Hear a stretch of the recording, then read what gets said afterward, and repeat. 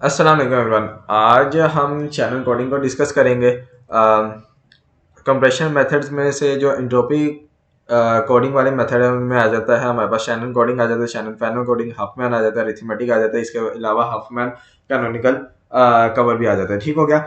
तो ये एल्गोरिथम है। ये सारे एल्गोरिथम आपको मेरी प्लेलिस्ट में मिल जाएंगे। आज जो हम डिस्कस करने जा रहे हैं वो है शैनन कोडिंग। इसके बाद शैनन फैनो डिस्कस करेंगे। तो ये सारे जो जितने भी एल्गोरिथम है ये सारे आपको मेरी प्लेलिस्ट में मिल जाएंगे, तो आप जाके देख सकते हैं। तो आज हम शैनन को डिस्कस करते हैं। शैनन कोडिंग में ये आपको एक एग्जांपल के साथ सारा मैं आपको सॉल्व करके दिखाऊंगा। तो स्टार्ट करते हैं कि एग्जांपल है, हमें उसने कह दिया कि ये सिंबल्स हैं आपके पास और ये प्रोबेबिलिटी है उनकी। ए सिंबल्स ए है, उसके जो ए है उसकी प्रोबेबिलिटी है 0.2, बी की 0.1, सी की 0.1, डी की 0.3 एंड ई की 0.3। ओके। शैनन कोडिंग में हमने क्या निकालना होता है, हमने दरअसल इसके ना कोड लेंथ निकालनी होती है। कोड लेंथ क्या होता है कि कितने बिट्स का कोड होगा। ठीक होगा।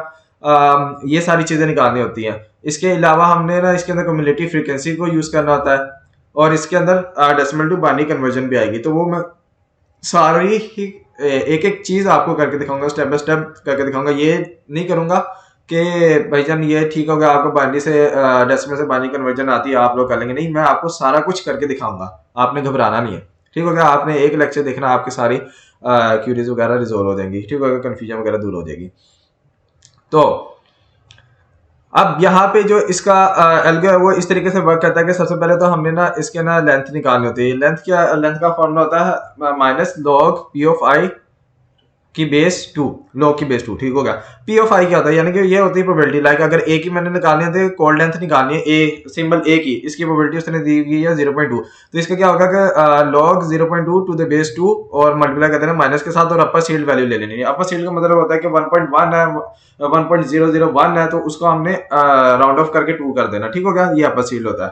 ठीक हो गया। हमने ये कंप्यूट करनी थी, इससे हमारे पास कोड लेंथ पता लग जाएगी कितने लेंथ का कोड है। ओके। उसके बाद हमारे पास आता है कि उतने यानी कि जो जितने ये एल ऑफ आई हो गए ना उतने हमने बिट्स फर्स्ट बिट्स उठानी है। अगर फर्स्ट करेंगे एल ऑफ आई की वैल्यू है 2, ए का जो एल ऑफ आई आया वो आया 2, इसका मतलब 2 बिट का कोड होगा। और इसका मतलब ये है कि आपने जो कम्युलेटिव फ्रीक्वेंसी निकालेंगे उसको जब आप बाइनरी में कन्वर्ट करेंगे तो उसकी पहली 2 बिट्स आपने उठा लेनी, वो आपका कोड होगा। ठीक हो गया। तो एफ ऑफ आई यहाँ पे उसने कहा कम्युलेटिव प्रोबेबिलिटी है। तो ये चीजें मैं आपको बस आपको एल्गो बता दिया कि वर्क फ्लो इसका है किस तरीके से, यानी कि इसका प्रोसीजर क्या है वो मैंने आपको थोड़ा सा बता दिया, मतलब पूरा ही बता दिया। इसको आप इंप्लीमेंट करके देखते हैं। सबसे पहले स्टेप 1 होता है कि आपके पास ये जो प्रोबेबिलिटी है ना, ये जो आपका सिंबल और प्रोबेबिलिटी है, इसके साथ आपने एक कॉलम बना लेना जहां पे आपने एल एफ आई यानी कि कोड लेंथ कैलकुलेट करनी है। ठीक हो गया। तो ये मैंने आपके सामने करके भी दिखाया गया। ए की जो कोड लेंथ है वो किस तरीके से कैलकुलेट की गई है। लॉग 0.2 टू द बेस 2, यहाँ पे 2 आना था, मैंने यहाँ पे मेंशन करना भूल गया। 2 लॉग और उसके साथ माइनस, यहाँ पे फॉर्मूला लिखा है, यहाँ पे देख सकते हैं 2 है। ये 2 आपने लाजमी लिखना है।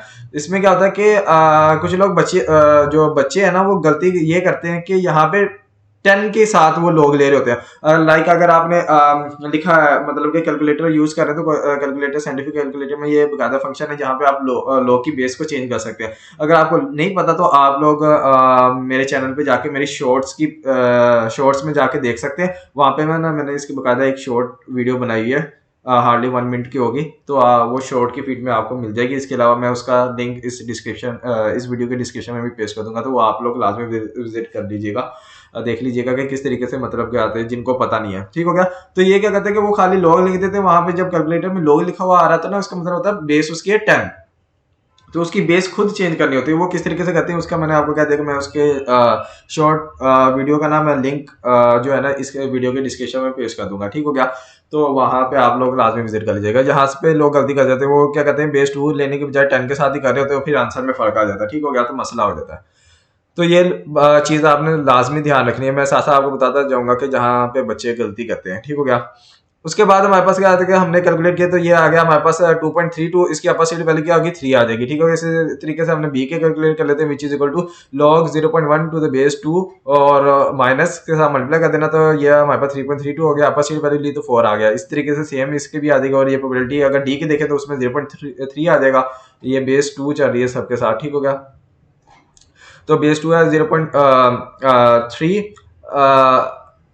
टू द बेस 2 के साथ हमने माइनस को मल्टीप्लाई करके उसके आपस में वैल्यू ली तो 2 आ गया। ठीक होगा, तो ये हमारे के पास क्या बता रहा है, ये जो 3 है ये बता रहा है कि ए का जो सिंबल है ना, इसकी जो कोड लेंथ होगी, शैनन की जो कोड लेंथ होगी वो होगी 3 बिट्स। ठीक हो गया। इसी तरीके से ये बता रहा है कि बी की 4 होगी और ये होगी 2। ठीक हो गया। तो आपने ये कैलकुलेट कर लेना है। सबसे पहला स्टेप होता है आपने लेंथ कैलकुलेट कर लिया।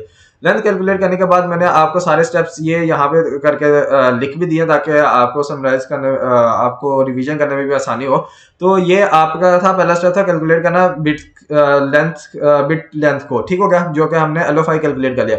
उसके बाद क्या करना कि आपने प्रोबेबिलिटी की बेस पे डिसेंडिंग ऑर्डर में आपने सॉर्ट कर देना है डाटा को, यानी कि अगर ये जो टेबल है ना इसको आपने प्रोबेबिलिटीज की बेस पे ना आपने डिसेंडिंग ऑर्डर में सॉर्ट कर देना।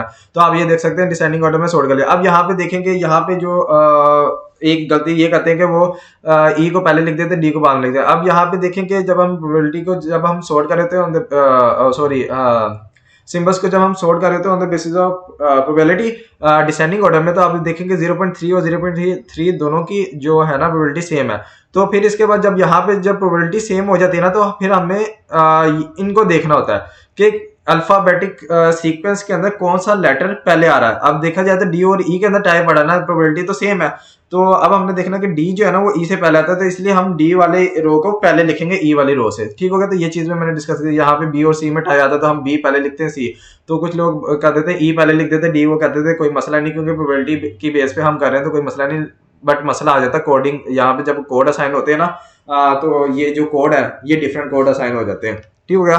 उससे वैसे इतना मसला है, लेकिन ये चीजें आपने ध्यान में रखनी है, छोटी छोटी चीजें हैं जो बच्चे गलती कर जाते हैं।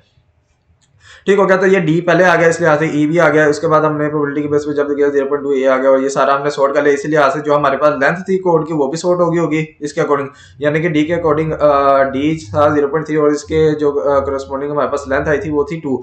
तो यहाँ पे 2 आ गया। इस तरीके से ये भी 2, ये यानी कि ये वाला कॉलम भी ये वाला आपका सॉर्ट होके आ गया। ठीक हो गया। उसके बाद आपके पास रह गया cumulative frequency sorry cumulative probability को कंप्यूट करना। वो किस तरीके से करते हैं, स्टेप 3 हमारा ये कि जब आपने सॉर्ट कर लिया ना, ये LO5 चाहे आप यहाँ पे भी लिख सकते थे, यहाँ पे कॉलम बना दें या एंड पे कॉलम बना दें, उससे कोई मसला नहीं है। मैंने इस वजह से एंड पे किया क्योंकि मैंने प्रोबेबिलिटीज को यहाँ पे बेस किया, तो इसके लिहाज साथ ही जब मैं कम्युलेटिव प्रोबेबिलिटी कंप्यूट कर लूंगा तो वो बेहतर रहेगा, आपकी अंडरस्टैंडिंग के लिए भी सही रहेगा। तो इस वजह से मैंने ये वाला जो कॉलम है ना ये बाद में एंड किया। और ये देख सकते हैं कि अकॉर्डिंग टू सिंबल ही है, यानी कि डी सिंबल को 2 बिट असाइन हुई थी तो वही आया है। ये नहीं कि डी को मैंने 3 असाइन कर दिया। ठीक होगा। तो यहाँ पे भी थोड़ी बहुत गलती कर जाती है, इसलिए मैंने ये चीज डिस्कस कर दी।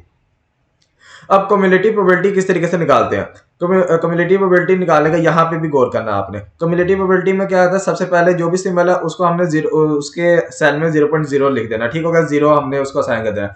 उसके बाद जो नेक्स्ट सेल की प्रोबेबिलिटी आएगी वो किस तरीके आएगी, ये जो 0.0 हमने इस सेल में लिखा प्लस ये उसके साथ जो प्रोबेबिलिटी है जो कि है 0.3, इन दोनों का सम किया तो हमारे पास आ गया 0.3। तो हमारे पास नेक्स्ट सेल के अंदर प्रोबेबिलिटी आ गई 0.3। ठीक हो गया। अब ये 0.3 आ गया, तो जो ये वाले सेल की वैल्यू आएगी 0.6। ये किस तरीके से आएगी, ये जो इससे प्रीवियस सेल है जो प्रोबेबिलिटी हमारे पास कंप्यूट हो गया आ गई है कम्युलेटिव प्रोबेबिलिटी में 0.3 प्लस इसके साथ वाली जो प्रोबेबिलिटी थी जो कि थी 0.3 plus 0.3 which is equal to 0.6। तो हमारे पास ये वाली वैल्यू कंप्यूट हो गया आ गई। अब इससे जो नेक्स्ट सेल है ये वाला सेल, ये किस तरीके से कंप्यूट हो गया है, ये होगा कि ये जो हमारे पास कंप्यूट हो गया है 0.6 प्लस इसके साथ वाली प्रोबेबिलिटी क्या है 0.2, 0.6 plus 0.2 which is equal to 0.8। तो हमारे पास ये वाली वैल्यू भी कंप्यूट हो गया आगे। ठीक हो गया। इससे जो नेक्स्ट प्रोबेबिलिटी किस तरीके से आई है, कम्युलेटिव 0.8 जो हमने कंप्यूट की थी प्लस उसके साथ वाला सेल 0.1। तो ये 0.8 plus 0.1 which is equal to 0.9। तो हमारे पास ये वाले सेल में 0.9 आ गया। ठीक होगा। और यहाँ पे हमने स्टॉप कर देना क्योंकि हमारे सारे सेल फिल हो गया। अब यहाँ पे कुछ लोग इस वजह से कंफ्यूज हो जाते हैं क्योंकि कम्युलेटिव प्रोबेबिलिटी का जो सम होता है ना वो हमेशा 1 के इक्वल टू आना चाहिए या 100 के इक्वल टू आना चाहिए। ठीक होगा, 1 या 100 के इक्वल टू। बट शैनन के केस में इस तरह से प्रोबेबिलिटी कंप्यूट नहीं की जाती, तो इस लिहाज से आपने घबराना नहीं है कि यहाँ पे हमारा जो 0.9 है ना यहाँ पे 1 आना चाहिए था। तो ये मसला नहीं है, यहाँ पे कुछ भी आ सकती है वैल्यू। ठीक हो गया। वो सारी बात है कि आप जब आप 0.9 और प्लस ये 0.1 करेंगे तो आपके पास जो एंड पे आंसर आएगा ना, जो नेक्स्ट सेल होता है वो 1 ही आना था। ठीक हो गया, वो 1 ही आता है। तो उसे कंफ्यूज नहीं होना क्योंकि अब इससे नेक्स्ट सेल की हमें जरूरत ही नहीं, तो इसलिए हम वो वाला सेल लिखते ही नहीं है। जहां जितने सेल हमारे पास हैं यानी कि ये जितने सिंबल्स हैं उधर तक ही हम कंप्यूट करते हैं, तो हमारा ये 0.9 पे खत्म हो जाएगा यहाँ पे। ठीक हो गया। जब ये हमारे पास cumulative frequency cumulative probability compute हो गया आगे, अब हमने क्या करना होता है, इनको हमने बाइनरी के अंदर कन्वर्ट करना होता है। मैं ये रेज कर लेता हूँ ताकि क्लियर हो जाए। अब हमने क्या करना था, बाइनरी में इनको कन्वर्ट करना था। ठीक है, नेक्स्ट टाइम में मैंने लिखा हुआ स्टेप नंबर 4 होता है कि कन्वर्ट जो हमारे पास कम्युलेटिव प्रोबेबिलिटी आई है उसको हमने बाइनरी में कन्वर्ट कर देना होता है, और देन उसके बाद हमने टेक करने होते हैं first L of I bits, यानी कि ये हमें बताएगा कि कितने बिट्स हमने उसके उठाने हैं। ठीक हो गया। सबसे पहले तो हम बाइनरी को कन्वर्ट कर देते हैं। अब मैंने कहा ये बात मैंने शुरू में भी डिस्कस की थी कि मैं आपको सारी चीजें करके दिखाऊंगा। कुछ लोग परेशान हो गए होंगे कि सारी बातें भूल जाता है, समटाइम्स आपने पढ़ा तो होता है लेकिन चीजें जैसे से निकल जाती हैं कि अब किस तरीके से हम बाइनरी में कन्वर्ट करते हैं डेसिमल से। चलो वो थोड़ा बहुत आपको याद भी हो गया होगा कि एलसीएम निकालते थे हम इस तरीके से, रिमाइंडर हम साइड पे कर लेते थे, वो तो चलो हो गया इंटीजर का। लेकिन हमारे पास जो फ्रैक्शनल पार्ट होता था उसका हम किस तरीके से कंप्यूट करते थे, बेस किस तरीके से चेंज करते थे।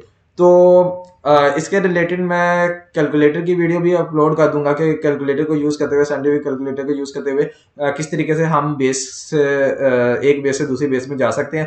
तो उसका भी लिंक मैं इस वीडियो के डिस्क्रिप्शन में पेश कर दूंगा। प्लस इसके रिलेटेड मैं एक थोड़ी सी डिटेल वीडियो बना दूंगा 2 से 3 मिनट में, जिसमें मैं इंटीजर और फ्रैक्शन सारों को सॉल्व करके दिखा दूंगा कि किस तरह हम बेस में कन्वर्ट करते हैं। तो उसका भी मैं वीडियो का लिंक ना पेश कर दूंगा ताकि आप लोगों के लिए आसानी हो जाएगी। इसके अलावा मैंने कहा था कि मैं आपको साथ साथ करके भी दिखाऊंगा कि स्टेप बाय स्टेप वर्किंग है। तो मैंने खैर यहाँ पे फ्रैक्शन पार्ट का तो मैंने यहाँ पे डिस्कस भी कर दिया। ठीक हो गया। तो ये ना समझे कि मैं आपको अधूरा छोड़ के जाऊंगा कि आप वो वाली वीडियो देखें और ये कर लें, लेकिन मैं आपको साथ साथ इसलिए मैं वर्किंग करके दिखा रहा हूँ कि आपको कोई मसला ना हो। बट फिर भी एक होता है ना कि जिस तरह बेस 2 में चले गए, बेस 16 में किस तरीके से जाना है, बेस 8 में किस तरीके से जाना है, तो उसके रिलेटेड मैं वीडियो बना के उसका मैं लिंक पेश कर दूंगा। यहाँ पे सारी बात है बेस 2 की जरूरत थी तो मैं वो डिस्कस कर रहा हूँ। ठीक हो गया। तो अब हमने यानी कि ये हमने कम्युलेटिव फ्रीक्वेंसी निकाल लिया। अब हमने क्या करना है, इनको बाइनरी में लेके जाना है, यानी कि 0.0 को बाइनरी में किस तरीके से लिखते हैं, 0.3 को 0.6 को बाइनरी में किस तरीके से, तो वो कन्वर्जन किस तरीके से करते हैं। तो ये री कन्वर्जन मैंने बताया कि conversion of fractional part from decimal base 10 to binary base 2। क्या कहते हैं कि हमारे पास ये जो होता है 0. क्या कहते हैं कि 0.0 यानी कि 0 वैल्यू, तो इसका क्या होगा, बाइनरी में भी तो 0 होंगे। तो मैंने क्या किया कि मैंने सिर्फ 4 बिट्स कंसीडर किए, तो 4 0 से रिप्रेजेंट किया। 0 वैल्यू को बाइनरी में भी 0 से रिप्रेजेंट करते, तो 4 बिट्स से मैंने 4 बिट्स यूज कर रहा हूँ। ठीक हो गया।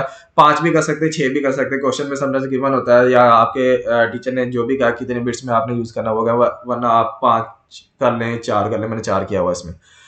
ठीक होगा। क्यों 4 क्यों किया, क्योंकि मैक्सिमम मेरे पास जो कोड लेंथ है ना वो 4 बिट्स का है, इस वजह से मैंने 4 तक किया। तो 5 की मुझे जरूरत नहीं है, क्योंकि जाहिर बात है जब मैं शैनन कोड लिखूंगा तो मेरे पास मैंने फर्स्ट 4 बिट्स ही लेने होंगे मैक्सिमम, ज्यादा से ज्यादा, तो इसलिए मैंने 4 बिट्स तक ही रखा है। अगर जाहिर बात है कि अगर लेंथ में 5 आ रहा तो फिर आपको 5 बिट तक जाना पड़ेगा। ओके हो गया। कन्वर्जन किस तरीके से गया, 0 का तो हो गया, आपको समझ आ गया कि वो 0.3 को हम बाइनरी में किस तरीके से लिखेंगे। तो 0.3 की कन्वर्जन मैंने यहाँ पे करके दिखाई है कि किस तरीके से करना। आपने 0.3 है ना, आपने फ्रैक्शनल पार्ट को पकड़ना होता है जो क्या है 0.3 यानी कि 0.3 हुआ। 0.3 जिस बेस में जा रहे हैं उससे मल्टीप्लाई कर देना है। मैंने बेस 2 में जाना, तो बेस 2 में जाना तो मैंने 2 से मल्टीप्लाई कर 0.3 multiply by 2 which is equal to 0.6। इसका मैंने इंटीजर पार्ट अलग कर देना, ये फ्रैक्शन पार्ट जो होगा इसको मैंने आगे दोबारा ले जाना। ठीक है, 0.6 मल्टीप्लाई 2 कर देना। ये जो इंटीजर पार्ट होंगे ना ये हमने लिखी जाने होते हैं। ये हमारा दरअसल इंटीजर पार्ट मिलके हम बता देंगे कि ये 0.3 जो है ना ये बाइनरी में किस तरीके से होगा। ठीक होगा।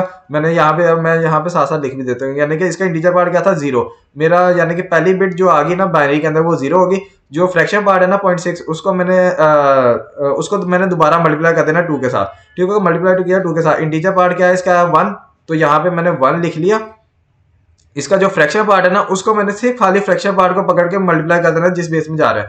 तो बेस 2 में जा रहा था, तो ये देखेंगे ये 0.2 क्या है, 0.2 किस तरह है, ये इसका फ्रैक्शनल पार्ट है। ठीक हो गया। इंटीजर पार्ट जो होता है वो हमारा आंसर के अंदर आता है। ठीक हो गया।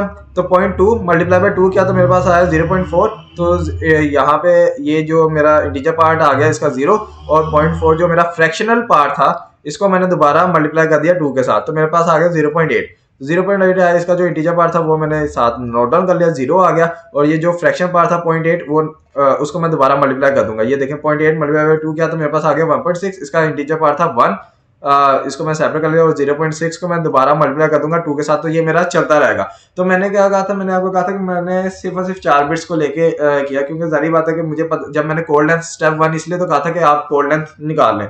कोड लेंथ से आपको पता लग जाएगा कि मैक्सिमम आपके पास कितने बिट्स का नंबर ऑफ बिट्स का कोड आ सकता है। तो आपको देख रहे हैं कि 4 मैक्सिमम वैल्यू, तो इसका मतलब 4 से ज्यादा तो नहीं आ सकता, मैक्सिमम 4 तक आएगा। तो इसलिए मैं 4 बिट्स को कंसीडर कर रहा था। अगर आप देखें तो ये हो गया 0 1 0 0 1, ये 5 बिट हो गया। तो मैंने क्या किया, 4 बिट्स को कंसीडर किया, आखिरी 1 को डिस्कार्ड कर दिया। तो मेरे पास जो 0.3 है ना, वो मेरे पास उसकी बाइनरी कन्वर्जन क्या होगी, 0100। तो ये देख सकते हैं 0.3 मेरा बाइनरी में कन्वर्ट हो गया 0100। ठीक होगा। इसी तरीके से 0.6 को हमने कन्वर्ट कर लेना। मैंने यहाँ पे आपको 0.6 का नहीं करके दिखाया, 0.9 की मैंने वर्किंग करके दिखाई। 0.9 दरअसल 0.6 भी दरअसल इसमें हो गया, अगर आप गौर करें ना तो ये देखें, ये मैं आपको करके दिखा देता हूँ। मैंने 0.6 भी किया हुआ है, इसी में हो गया। आप थोड़ा सा ज़हन लगाना है कि आप लोग दोबारा से ना जल्दी जल्दी में ना आप लोग दोबारा वर्किंग करने लग जाते हैं, तो वो करने की जरूरत नहीं। अगर आप देखें ना तो यहाँ से मैंने क्या कहा था कि 0.6 को अगर मैंने कन्वर्ट करना है तो मैंने क्या सिर्फ और सिर्फ फ्रैक्शनल पार्ट को पकड़ना होता है, तो वो 0.6 ही होगा। तो मैं क्योंकि फ्रैक्शनल को कन्वर्ट करके दिखा रहा हूँ, ये जीरो के प्रोबेबिलिटी जो है हमारे 0 से 1 के दरमियान ही लाई करती है, पॉइंट्स में ही लाई करती है। ठीक हो गया। तो 0.6 को मैंने मल्टीप्लाई करना है किस बेस में, जिस बेस में जा रहा हूँ 2 से बेस 2 में जा रहा था, 0.6 मल्टीप्लाई 2 करूंगा। तो ये देखेंगे 0.6 मैंने मल्टीप्लाई बाय 2 कर दिया। अगर ये पहली रो निकाल दो ना, ये डिस्कार्ड कर दो, तो ये देखेंगे 0.6 मल्टीप्लाई 2, तो ये वाली जो चीज है ना, ये मुझे 0.6 की बाइनरी कन्वर्जन दे रही है। ये देखें 1 0 0 1, तो ये देखें 1 0 0 1, ये मेरा 0.6 भी कन्वर्ट हो गया। ठीक हो गया। तो इसी तरीके से हम 0.9 को कन्वर्ट कर लेंगे। 0.9 की मैंने वर्किंग यहाँ पे करके दिखाई हुई है किस तरीके से। तो ये 111 आ जाएगा, इंटीजर पार्ट हमने पकड़ने होते हैं। तो ये 111 आ जाएगा। तो ये देखें 0.9 का भी 111 आ गया। तो उम्मीद है कि ये आप लोगों को क्लियर हो गया होगा कि किस तरीके से हम फ्रैक्शनल पार्ट को से बाइनरी में जाते हैं। और मैंने ये भी बता दें कि बाइनरी के अलावा अगर आपने बेस 16 में जाना तो तब क्या करना, आपने 16 से मल्टीप्लाई कर देना, 2 की जगह 8 में जाना तो 8 से मल्टीप्लाई कर देना। तो ये सारा कुछ चलता रहता है। ठीक हो गया। तो इस तरीके से ये सोल्यूशन होता है, कन्वर्जन होती है, सॉरी। ठीक हो गया। इसके अलावा जब अगर आप वो देखना चाहे कि यानी कि 10.3 लिखा है तो उसकी बाइनरी कन्वर्जन किस तरीके से करने, तो उसके रिलेटेड मैं एक वीडियो बना के अपलोड कर दूंगा और उसका लिंक डिस्क्रिप्शन के अंदर मैं पेस्ट कर दूंगा, इस वीडियो के डिस्क्रिप्शन में। ठीक हो गया। तो वो भी आपको क्यूरी रिजोल्व हो जाएगी। ठीक हो गया। अब आपके पास बाइनरी आ गई है। अब आपने क्या करना होता है कि नेक्स्ट स्टेप होता है कि टेक करना होता है first L of I bits. L of I हमने सबसे पहले स्टेप के अंदर कोड लेंथ हमने निकाल ली थी। तो अगर हम देखें तो ये 2 है, ये 2 क्या बता रहा है कि यानी कि ये जो बाइनरी कोड है ना, इसकी आपने पहली 2 बिट्स लेनी है, वो जो मिलेंगी ना वो हमारा शैनन कोड होगा। तो शैनन कोड का हमने एक कॉलम बना लिया, पहली 2 बिट्स लेनी थी। तो पहली 2 बिट्स क्या है, 00, तो हमने यहाँ पे लिख दिया 00। तो दूसरे में आते हैं तो ये क्या है, 2 बिट्स लेनी है पहले। तो पहली 2 बिट्स क्या है, 0 1 है, तो वो हमारा आ गया शैनन कोड में आंसर। ठीक होगा। इसने कहा कि ये वो देखिए 3 है, 3 का मतलब ये है कि यानी कि ये जो बाइनरी कोड है इसकी पहली 3 बिट्स उठानी है। तो पहली 3 बिट्स है 100, ये देखें 100 आ गया। 4 है तो ये 4 उठाने, तो ये है 4 बिट 110। और इसी तरीके से ये 4 है तो ये बाइनरी कोड की 4 बिट्स उठानी है, तो ये 110 हमारा आंसर आ गया। तो ठीक हो गया। तो ये था हमारा शैनन कोड। और इसके रिलेटेड जो क्वेश्चन पूछे जाते हैं एग्जाम में वो ये होता है कि भैया इसके एक्सपेक्टेड लेंथ बताएं। तो क्या होती है, ये सारी चीजें मैंने प्रीवियस लेक्चर के अंदर डिस्कस कर दी थी, जिसके अंदर मैंने शैनन कोडिंग थ्योरम को डिस्कस किया था। उसमें मैंने ये एफिशिएंसी क्या होती है, एंट्रोपी क्या होती है, उसे प्रीवियस लेक्चर में एंट्रोपी भी मैंने डिस्कस की थी, एग्जांपल के साथ मैंने करवाई है सारी चीजें, ताकि आप लोगों को किसी किस्म की परेशानी ना हो। तो यहाँ पे भी डिस्कस कर लेते हैं। एक्सपेक्टेड लेंथ जो होता है वो हमारा फॉर्मूला होता है probability of I multiply length of I. Length of I क्या होता है कि यानी कि एल ऑफ आई यानी कि कोड लेंथ। तो प्रोबेबिलिटी क्या है, अगर मैं इसको ना रेज कर लेता हूँ ताकि क्लियर हो जाए, विजिबिलिटी क्लियर हो, आप लोगों को समझ आए किस चीज़ की बात कर रहा हूँ मैं। ठीक हो गया। अब मैंने कोड लेंथ निकालने तो एक्सपेक्टेड लेंथ निकाल दिया। एक्सपेक्टेड लेंथ होता है probability of I multiply by L of I. अगर मैंने ये देखेंगे प्रोबेबिलिटी ऑफ आई क्या, डी की अगर मैंने निकालनी है ना एक्सपेक्टेड लेंथ, वो होती है 0.3 probability of I multiply by L of I, यानी कि 2 मल्टीप्लाई 0.3। तो इसी तरीके से हर सिंबल की मैंने निकालने और उन सबको मैंने सम करना होता है, समेशन होता है। ठीक होगा। तो 0.3 डी के निकालने तो 0.3 मल्टीप्लाई 2 प्लस ई के निकालने तो 0.3 मल्टीप्लाई बाय 2। इस तरीके से ए की हमने निकालनी तो 0.2 मल्टीप्लाई बाय 3। इसी तरीके से बी की होगी 0.1 मल्टीप्लाई बाय 4 और सी की होगी 0.1 मल्टीप्लाई बाय 4। इन सब को निकालने के बाद हमने सबको सम कर देना, तो वही चीज यहाँ पे लिखी है 0.3 multiply 2 plus 0.3 multiply 2 plus 0.2 multiply 3। इन सब का सम कर देंगे तो हमारे पास आ गया 2.6 बिट्स पर सिंबल। ठीक हो गया। तो ये हमारे पास एक्सपेक्टेड लेंथ आ गई। उसके बाद हमने निकालनी होती है एंट्रोपी। एंट्रोपी किस तरीके से निकालते हैं, हर किसी की जारी बात है, एंट्रोपी हमने हर अलग अलग ही निकालनी होती है। तो सिंबल डी की अलग निकलेगी, ई की अलग निकलेगी, बी सी की हर किसी की अलग निकलेगी। तो इसका फॉर्मूला होता है, एंट्रोपी का फॉर्मूला होता है probability of I multiply log probability of I to the base 2 और होल का समेशन, जब समेशन आ जाएगा उस सब का मल्टीप्लाई कर देना माइनस के साथ। ठीक होगा। तो ये हमारा फॉर्मूला होता है, यानी कि अगर मैंने डी के निकाले एंट्रोपी वो क्या होती है कि 0.3 log 0.3 to the base 2 plus कर देना मैंने ई के साथ जो क्या है 0.3 plus 0.3 into log 0.3 to the base 2। A की क्या होगी plus 0.2 log 0.2 to the base 2, इसी तरीके से 0.1 प्लस कर देना 0.1 लॉग 0.1 टू द बेस 2 और plus 0.1 log 0.1 to the base 2 whole का सम करके मल्टीप्लाई कर देना माइनस के साथ। तो वही चीज यहाँ पे मैंने कंप्यूट करके बताई, यानी कि ये जो प्रोबेबिलिटी है ये डी की है, sorry entropy 0.3 log 0.3 to the base 2 plus ये डी की थी, ये ई की है 0.3 log 0.3 to the base 2 plus ये हमारे पास आ गई ए की 0.2 लॉग 0.2 टू द बेस 2 और ये बी की आ गई और ये सी की आ गई। इन सबको सम करके कंप्यूट करने के बाद माइनस से मल्टीप्लाई कर देता है, हमारे पास एंट्रोपी आ गई 2.17 बिट्स पर सिंबल। उसके बाद हमने निकालना होता है एफिशिएंसी। एफिशिएंसी क्या होती है, entropy of x divide by expected length. तो एंट्रोपी हमने निकाली 2.17, लेंथ भी हमने एक्सपेक्टेड लेंथ निकाली 2.6, तो हमने मल्टीप्लाई कर दिया और 100 से मल्टीप्लाई कर देंगे तो हमारे पास एफिशिएंसी आ जाएगी इन परसेंटेज। तो हमारे पास 83% है, 83% आ गया। ठीक हो गया। और रिडंडेंसी क्या होती है, एल यानी कि एक्सपेक्टेड लेंथ माइनस एंट्रोपी, तो 2.6 माइनस 2.17, तो यहाँ पे एक वैल्यू आएगी जो कि इस टैग के अंदर छुप गई है। तो ये मसला है, तो ये आप लोग ना खुद निकाल लेना, यहाँ पे मुझे भी नजर आ रही वरना ये कंप्यूटेड थी। ठीक हो गया। ये उसने टैग कैम्स का टैग लगा हुआ है, इस वजह से मसला हो गया। ठीक हो गया। तो आप लोगों को उम्मीद है कि ये शैनन कोडिंग तो समझ आ गया होगा। तो अगर फिर भी अगर कोई कन्फ्यूजन है तो आप लोग पूछ सकते हैं। बाकी ये जितने भी नोट्स हैं ना, ये जो मेरे हैंड रिटन नोट्स हैं ये सारे, और इवन के ये वाले नोट्स भी, तो ये सारे आपको चैनल की डिस्क्रिप्शन के अंदर वेबसाइट का लिंक होगा, वेबसाइट या ड्राइव का लिंक है। अभी तक के लिए ड्राइव का लिंक है, क्योंकि मैंने अभी वेबसाइट बनानी है। वेबसाइट बनाऊंगा तो मैं ड्राइव का लिंक को वेबसाइट के लिंक से कन्वर्ट कर दूंगा। ठीक होगा, रिप्लेस कर दूंगा। तो वहाँ से आपको ये सारे नोट्स मिल जाएंगे, जितने भी इवन के मैंने लेक्चर अपने चैनल पे अपलोड किए हैं, चाहे वो डाटा साइंस के हो, मशीन लर्निंग के हों, आर्टिफिशियल इंटेलिजेंस हो जाए या ऑपरेशन रिसर्च वगैरह, डाटा कंप्रेशन, जितने भी वो सारे नोट्स आपको उधर अवेलेबल होंगे। तो आप वहाँ से जाके असेस कर सकते हैं। तो अब आपसे नेक्स्ट लेक्चर मुलाकात होगी जिसके अंदर हम शैनन फैनो को डिस्कस करेंगे, शैनन फैनो कोडिंग को। तो तब तक के लिए अल्लाह हाफिज़, अपना ख्याल रखिएगा, दुआ में याद रखिएगा।